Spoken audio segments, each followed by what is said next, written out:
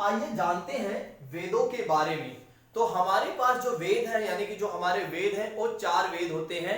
हम पहले से भी जानते होंगे, क्योंकि बचपना अवस्था में हमें कहीं ना कहीं पढ़ाया जाता है। जब हम 6-7 में रहते हैं तो वहाँ एनसीईआरटी की बुक में हमें बता दिया जाता है पहले ही हमारे एसएसटी की क्लास में कि हमारे पास 4 वेदों की बात करते हैं, यानी कि 4 वेद है। पहला वेद है आपका ऋग्वेद, दूसरा आपका सामवेद, तीसरा आपका यजुर्वेद, चौथा आपका अथर्ववेद। ठीक, ये तो हो गए हमारे 4 वेद। लेकिन इन चारों वेद के बारे में आइए हम थोड़ा से डिटेल में बात करते हैं, यानी कि इसको विस्तार पूर्वक जब हम समझेंगे तो हमारे जो प्रश्न में क्वेश्चन पूछे जाते हैं उसको हम सॉल्व करने में सक्षम हो पाएंगे। दोस्तों आइए बात करते हैं ऋग्वेद के। ऋग्वेद के बारे में बताइए, क्या जानते हैं आप धर्मवीर जी? ऋग्वेद कालीन जो है ये राजा महाराजा जो थे शुरुआत में, इसके बारे में छोटी चीजें बताइए, छोटी चीजें। ऋग्वेद कैसा वेद है? प्राचीनतम है या आधुनिकतम है? इसके बारे में हो रहा है दिमाग से। अच्छा, डिस्टर्ब, ठीक है, चलो कोई ना। ऋग्वेद के बारे में जो हमें बात की जाती है, यह सबसे प्राचीन वेद है। हमारे वेदों का सबसे प्राचीन वेद कौन सा है? ऋग्वेद। ठीक है, इसको आप नोट डाउन करते चलिएगा। ठीक है, लिख लिया आप लोगों ने? ऋग्वेद में बात करें तो 10 मंडल होते हैं और 1028 सूक्त होते हैं। ऋग्वेद में दूसरी बातें हमें क्या जानने वाली हैं? 10 मंडल,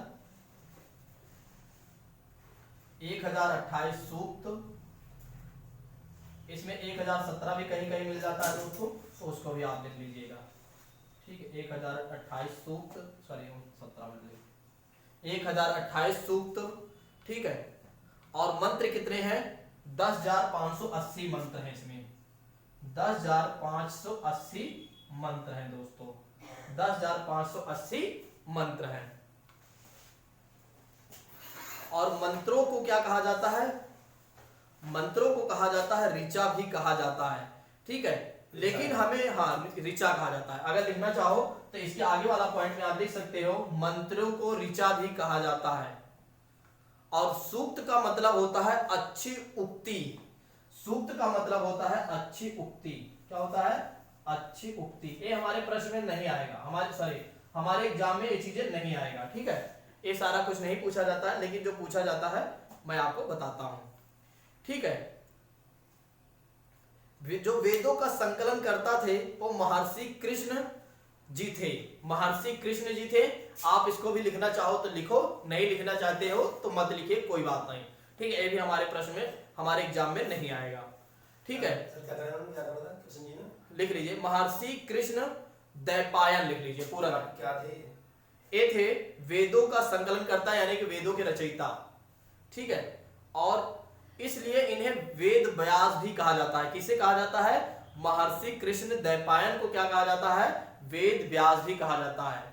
ठीक, अब हमें जो लिखना है, मेन चीजें हैं दोस्तों, ऋग मंत्रों का, जो ऋग्वेद के मंत्रों का उच्चारण करने वाले को के पुरोहित को क्या कहते थे, इसको हमें लिखना है दोस्तों। ये हमारे एग्जाम में पूछा जाता है कि जो ऋग्वेद के मंत्रों का उच्चारण करने वाले पुरोहित को क्या कहा जाता था।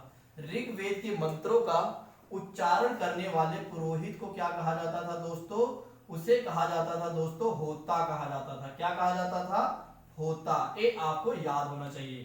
ठीक है, आपको 3 से 4 पॉइंट मैं आपको बता रहा हूं, यही आपके एग्जाम में आएगा।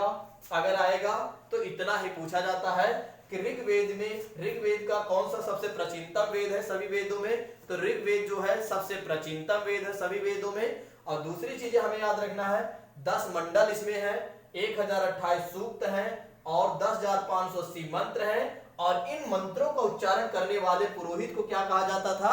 होता कहा जाता है। ठीक है, ये हमें याद रखना है। होता शब्द आप नहीं भूलेंगे, नहीं तो आपका एक प्रश्न आपसे गलती हो जाएगी। ठीक है, क्योंकि ये बार बार पूछा जाता है और हमारा क्वेश्चन गलत हो जाता है। ठीक है, और हम एग्जाम में क्या करते हैं? गलती कर देते हैं। ठीक, आइए बात करते हैं सामवेद। नेक्स्ट हमारा वेद है। हाँ सर, इसमें एक पॉइंट मिलता है जो मुझे याद था, बताइए। उसको बताने वाला था। इसमें ऋग्वेद के अंदर राजा महाराजाओं की युद्ध कलाएं या उनके युद्धों के बारे में। हाँ, सही है, ये सब सारी चीजें सही हैं। ठीक है, लेकिन हम एग्जाम के दृष्टिकोण से जो है मेन महत्वपूर्ण चल रहे हैं। क्वेश्चन तो नहीं आएगा? नहीं, ये सब नहीं आएगा। ठीक है, इसलिए हम देखो जो वेद वाले हैं इसमें मैं ज्यादा इसलिए नहीं पढ़ाऊंगा क्योंकि जो चीजें हमारे प्रश्न के लिए रिलेवेंट है उसे हमें पढ़ना जरूरी है, बाकी चीजें हमें छोड़ना पड़ेगा। ठीक है, आइए बात करते हैं सामवेद। साम का अर्थ होता है गायन। साम का अर्थ क्या होता है दोस्तों? गायन होता है। अब आपको थोड़ा बहुत आपके मन में आ रहा होगा गायन शब्द का प्रयोग किया गया, यानी सॉन्ग शब्द का प्रयोग किया गया, तो यहाँ पर कुछ ना कुछ तो ऐसी बात रही होगी जिसके बारे में यहाँ पर गायन शब्द का प्रयोग किया गया दोस्तों। ठीक है, इसमें कुल मंत्रों की मौलिक संख्या यानी कि कुल मंत्रों की संख्या कितनी है दोस्तों? 1549। कुल मंत्रों की संख्या कितनी है? 1549। ठीक है, 1549 इसमें मंत्रों की संख्या है, सॉरी मौलिक मंत्रों के, सॉरी हाँ, और इनमें से 75 मात्र ऐसे हैं जो ऋग्वेद से लिए गए हैं। ठीक है, इसमें से क्या है कि 75 ऐसे हैं जो कहां से लिए गए हैं? ऋग्वेद से आपके लिए गए हैं। कितने मंत्र दोस्तों? 75 मंत्र लिए गए हैं। बाकी सारे मंत्र किससे हैं? सामवेद के ही हैं। ठीक, लेकिन हमें जो ध्यान रखने वाली बातें हैं दोस्तों, इसमें जो है सामवेद में मिलता है आपका जो सप्त स्वर है। सप्त स्वर कौन से हैं? सा रे गा मा पा धा सा नी पा, यहीं से लिया गया है, आपका सप्त स्वरों को लिया गया है। ठीक है, तो यहां जो हमें ध्यान रखने वाली बात है दोस्तों, यहां हमें सिर्फ एक बात ध्यान रखनी है कि साम का अर्थ होता है गायन, और यहीं से हमें जो मिलता है सारे गामा पा धा सा नी पा, जो आपको मिलता है यहीं से लिया गया है। ठीक है, तो आप इसको मेंशन कर सकते हो, पा धा सा नी पा, जो भी आप 7 स्वर होते हैं। ठीक है, अगर हो सकता है मुझसे का छूट रहा हो, मुझसे अगर कोई छूट भी रहा है तो आप तो जानते ही हैं। ठीक है, सारे गामा पा धा सा नी पा। ठीक है, मुझे तो पूरा याद नहीं है, हो सकता है गलत हो रहा हो, लेकिन आप लोग इसको इंटरनेट पे चेक कर लीजिएगा, आपको पता चल जाएगा। ठीक है, सप्त स्वरों के बारे में। बैठे 8 बैठे हैं। अरे दोस्त मैं क्या कह रहा हूँ, 7 ही स्वर होते हैं, लेकिन मुझे हो सकता है गलत हो रहा हो। ठीक है, मुझे पूरी तरीके से क्लियर का मतलब यह है कि मैं बोल नहीं पा रहा हूँ। सारे गा मा पा, ठीक है, सारे गा मा पा धा सा नी पा, ऐसे कुछ है लास्ट में। ठीक है, इसको आप देख लीजिएगा दोस्तों, पा है कि माँ है लास्ट में? माँ है वैसे, सारे गामा पा धा सा नी माँ, ऐसे कुछ है। ठीक है, अब बोल दिया हूं एक बार तो आप समझ जाइए। ठीक है, ठीक है, दूसरी चीजें हैं, सामवेद के मंत्रों का गायन करने वाले को क्या कहा जाता था? जैसे ऋग्वेद में क्या होता था, इसके मंत्रों के उच्चारण करने वाले को क्या कहा जाता था दोस्तों? इसके मंत्र के उच्चारण करने वाले के ऋग्वेद को क्या कहा जाता था? होता कहा जाता था। लेकिन सामवेद के मंत्रों का उच्चारण करने वाले को क्या कहा गया दोस्तों? उद्गाता कहा गया। क्या कहा गया? इसके मंत्रों के उच्चारण करने वाले को क्या कहा जाता था? उद्गाता। उद्गाता कहा जाता था। क्या कहा जाता था? उद्गाता कहा जाता था। क्लियर? आप इसको नहीं भूलेंगे, ये बहुत ही ज्यादा पूछा जाता है दोस्तों। ठीक है, सबसे ज्यादा आपसे 2 प्रश्न, 2 ही चीजें आती हैं, एक तो सामवेद आपसे पूछा जाता है और ऋग्वेद के बारे में। कोई भी एग्जाम आप देंगे, जब भी वैदिक संस्कृत से कोई क्वेश्चन पूछे जाएगा, 4 प्रश्न के बारे में मैंने आपसे चर्चा की है। आर्यों का लिपि का ज्ञान नहीं था, ये आपको याद रखना है। ठीक है, आर्यों का अर्थ क्या होता था, श्रेष्ठ मैंने आपको बताया था, और इन चारों वेदों के बारे में आपको ध्यान रखना है। ठीक, दूसरी चीजें आइए बात करते हैं यजुर्वेद के बारे में। ठीक है, यजुर्वेद की बात करें तो यह एक कर्मकांडीय वेद है। कैसा वेद है? कर्मकांडीय वेद है। कर्मकांडीय वेद है। कौन सा वेद है? यजुर्वेद। तो यजुर्वेद आपका कौन सा वेद है दोस्तों?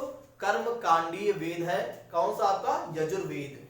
ठीक, दूसरी बातें हम बात करें इसमें तो एक तरीके से बस इसमें हमें एक ही बात याद रखना है दोस्तों, 2 बातें याद रखनी है कि यजुर्वेद की कर्मकांडों को संपन्न करने वाले पुरोहित को क्या कहा जाता था। ठीक है, इसके जो कर्मकांडों को एक तरीके से पूरा करवाने वाले पुरोहित को क्या कहा जाता था दोस्तों? इसके बारे में आइए बात करते हैं। इसका नाम हुआ करता था, इसे क्या कहते थे? अर्धर्यु। क्या कहा जाता था?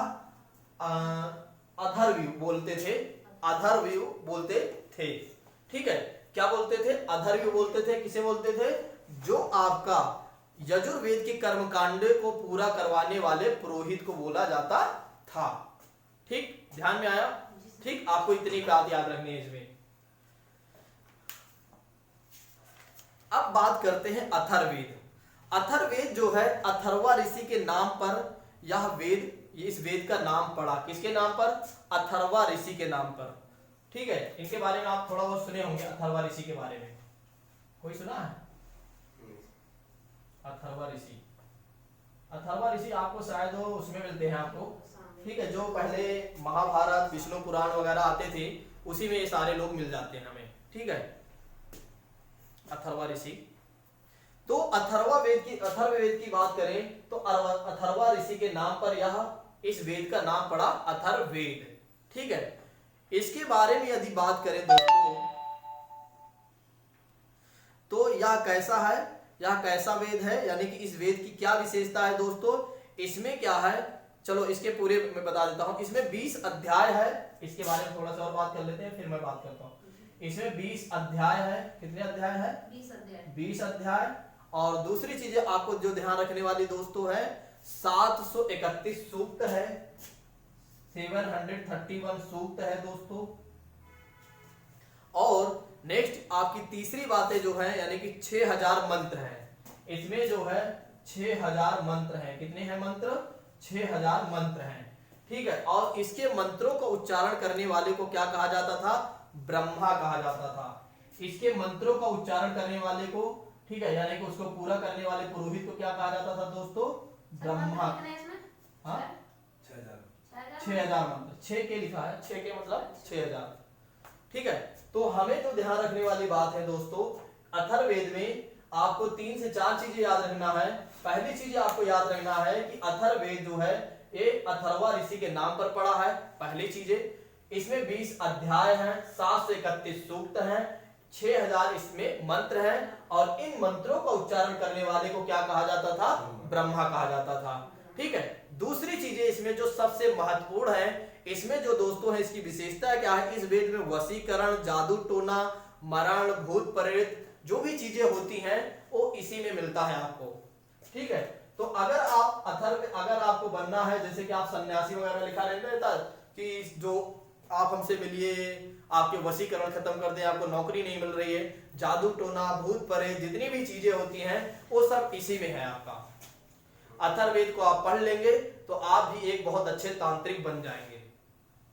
ठीक है, और एक अच्छे तांत्रिक ही नहीं बल्कि आप एक अच्छे विद्वान भी बन जाएंगे।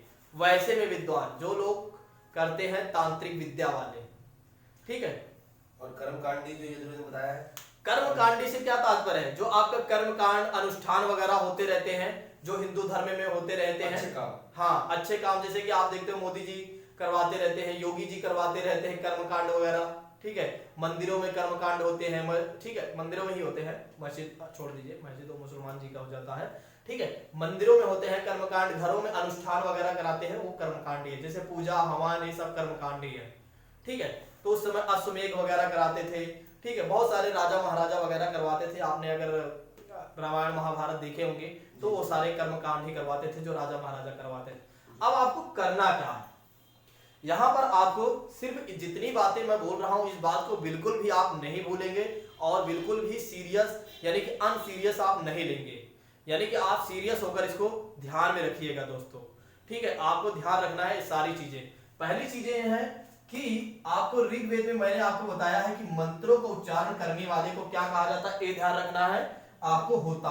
बाकी चीजें प्राचीनतम वेद। ठीक, सामवेद की बात करें, सामवेद का अर्थ होता है गायन, और जो आपका सारे गामा पाधा से ये वाला आपका जो सप्त स्वर है इसी से लिया गया है।